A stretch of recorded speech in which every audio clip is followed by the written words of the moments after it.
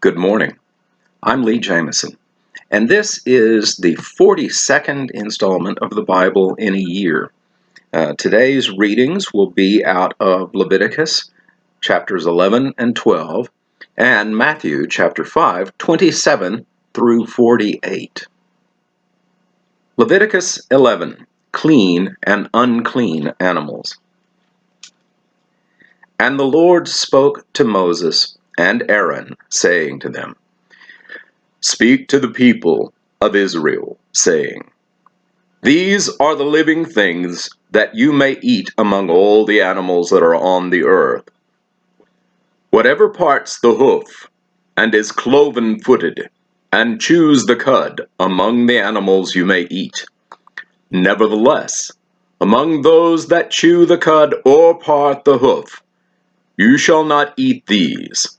The camel, because it chews the cud but does not part the hoof, is unclean to you. And the rock badger, because it chews the cud but does not part the hoof, is unclean to you. And the hare, because it chews the cud but does not part the hoof, is unclean to you. And the pig, because it parts the hoof, and is cloven-footed, but does not chew the cud, is unclean to you. You shall not eat any of their flesh, and you shall not touch their carcasses. They are unclean to you. These you may eat. Of all that are in the waters, everything in the waters that has fins and scales, whether in the seas or in the rivers, you may eat. But anything in the seas or the rivers that has not fins and scales, of the swarming creatures in the waters and of the living creatures that are in the waters, is detestable to you. You shall regard them as detestable. You shall not eat any of their flesh, and you shall detest their carcasses. Everything in the waters that has not fins and scales is detestable to you. And these you shall detest among the birds. They shall not be eaten. They are detestable. The eagle, the bearded vulture, the black vulture, the kite, the falcon of any kind, every raven of any kind, the ostrich, the nighthawk, the seagull, the hawk of any kind, the little owl, the cormorant, the short-eared owl, the barn owl, the tawny owl, the carrion vulture, the stork, the heron of any kind, the hoopoe, and the bat. All winged insects that go on all fours are detestable to you. Yet among the winged insects that go on all fours, you may eat those that have jointed legs above their feet, with which to hop on the ground. Of them you may eat the locust of any kind, the bold locust of any kind, the cricket of any kind, and the grasshopper of any kind.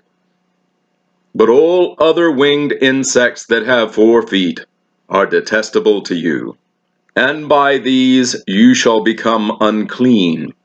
Whoever touches their carcass shall be unclean until evening, and whoever carries any part of their carcass shall wash his clothes and be unclean until evening. Every animal that parts the hoof, but is not cloven-footed or does not chew the cud, is unclean to you. Every one who touches them shall be unclean.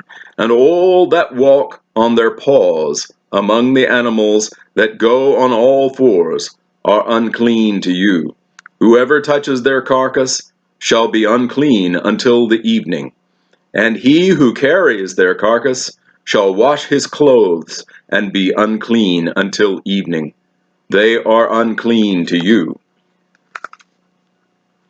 And these are unclean to you among the swarming things that swarm on the ground: the mole rat, the mouse, the great lizard of any kind, the gecko, the monitor lizard, the sand lizard, and the chameleon. These are unclean to you. Among all that swarm, whoever touches them when they are dead shall be unclean until evening. And anything on which any of them falls when they are dead shall be unclean, whether it is an article of wood, or a garment, or a skin, or a sack, any article that is used for any purpose. It must be put into water, and it shall be unclean until the evening. Then it shall be clean. And any of them that falls into any earthenware vessel, all that is in it shall be unclean, and you shall break it. Any food in it that could be eaten, on which water comes, shall be unclean, and all drink that could be drunk from every such vessel shall be unclean. And everything on which any part of their carcass falls shall be unclean. Whether oven or stove, it shall be broken in pieces. They are unclean, and shall remain unclean to you. Nevertheless, a spring or a cistern holding water shall be clean, but whoever touches a carcass in them shall be unclean. And if any part of their carcass falls upon any seed grain that is to be sown, it is clean. But if water is put on the seed, and any part of their carcass falls on it, it is unclean to you. And if any animal which you may eat dies, whoever touches its carcass shall be unclean until evening. And whoever eats of its carcass shall wash his clothes and be unclean until evening. And whoever carries the carcass shall wash his clothes and be unclean until evening. Every swarming thing that swarms on the ground is detestable. It shall not be eaten. Whatever goes on its belly, and whatever goes on all fours, or whatever has many feet, any swarming thing that swarms on the ground, you shall not eat, for they are detestable. You shall not make yourselves detestable with any swarming thing that swarms, and you shall not defile yourself with them, and become unclean through them. For I am the Lord your God. Consecrate yourselves, therefore, and be holy, for I am holy. You shall not defile yourselves with any swarming thing that crawls on the ground. For I am the Lord who brought you up out of the land of Egypt to be your God. You shall therefore be holy, for I am holy. This is the law about beasts and bird and every living creature that moves through the waters and every creature that swarms on the ground, to make a distinction between the unclean and the clean, and between the living creature that may be eaten and the living creature that may not be eaten. Purification and childbirth. Chapter 12. The Lord spoke to Moses, saying, Speak to the people of Israel, saying, If a woman conceives and bears a male child, then she shall be unclean 7 days. As the time of her menstruation she shall be unclean.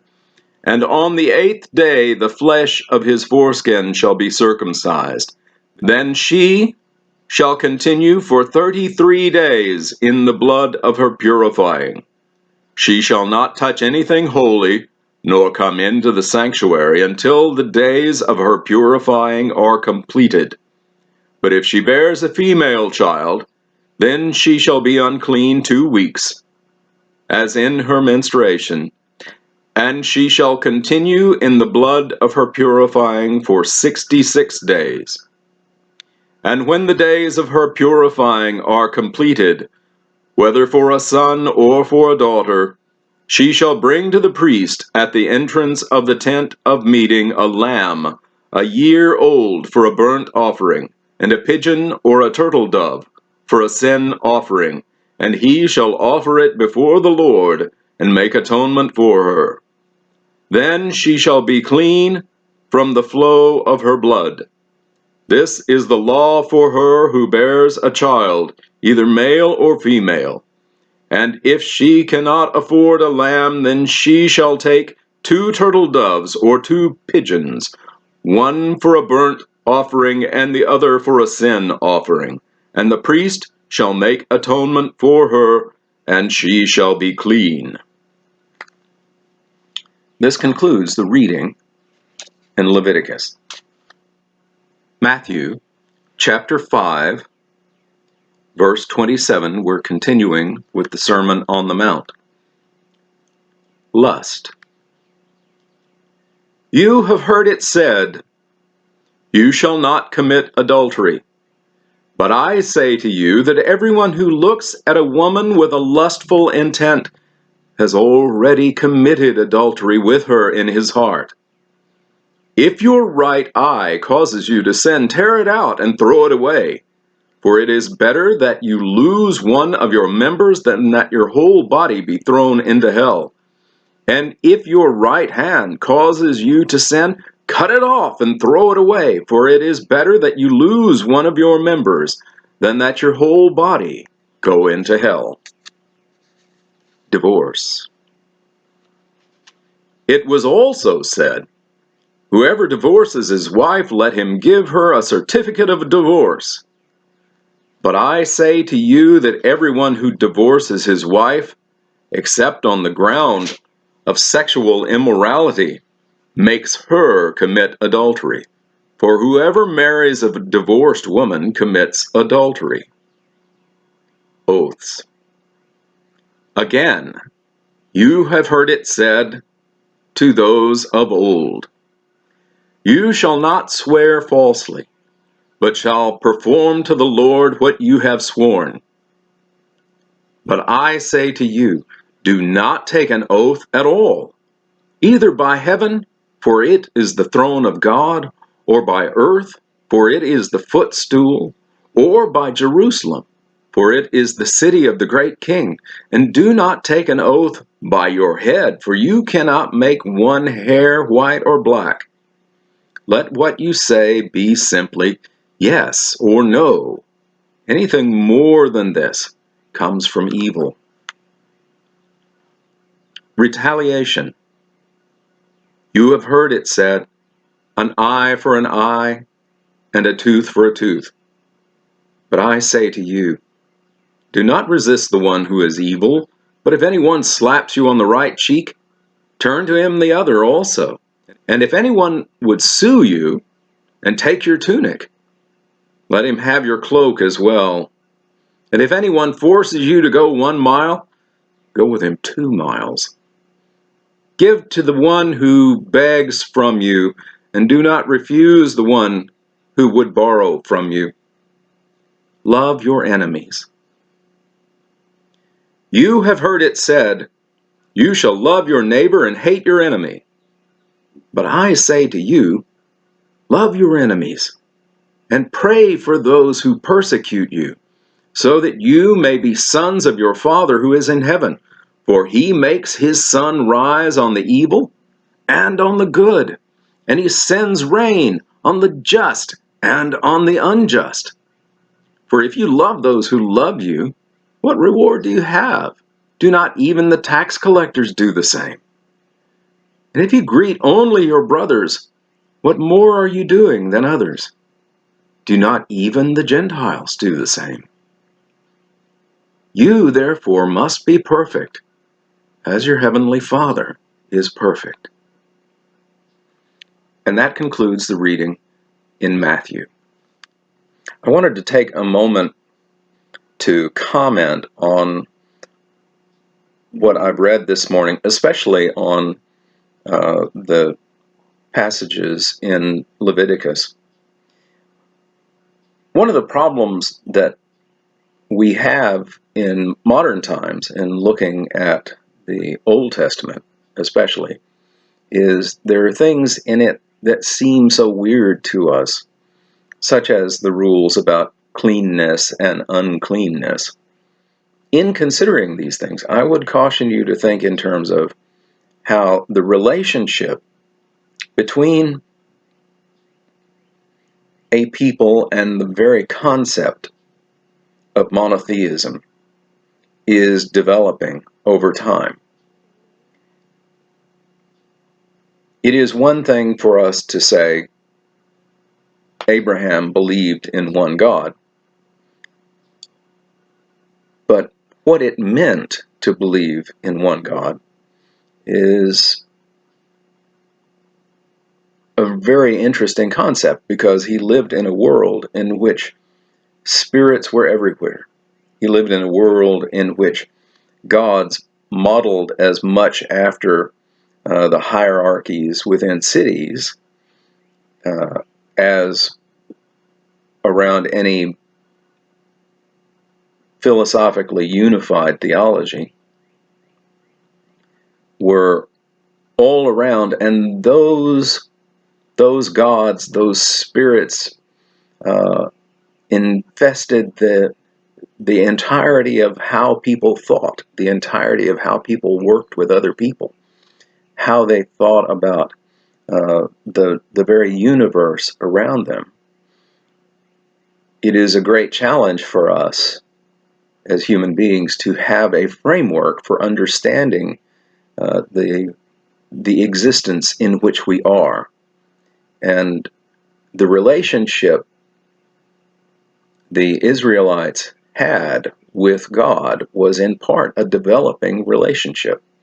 It's something that is developing over time. It's not a fully formed thing.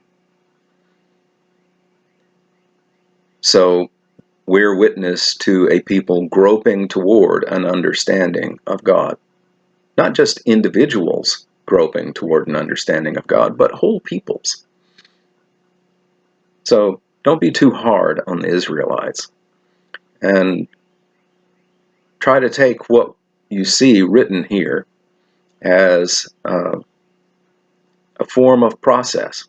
There is a developing relationship between human beings and the God that is, the God that later in the Old Testament you'll see referred to as being the same yesterday, today, and forever, which is just another way of framing the name of God, the I am, that has no tense, past, present, or future. Thank you for following along with these readings. This is my 5th time through the Bible in a year, and I know this is a challenging discipline to keep up day after day. Please like and subscribe to these readings so you can receive notifications of each new post, and feel free to comment below to make suggestions to make these readings better. I do hold comments back for editorial purposes, but will post those that are relevant. Thank you very much. I'm Lee Jameson. Have a blessed day.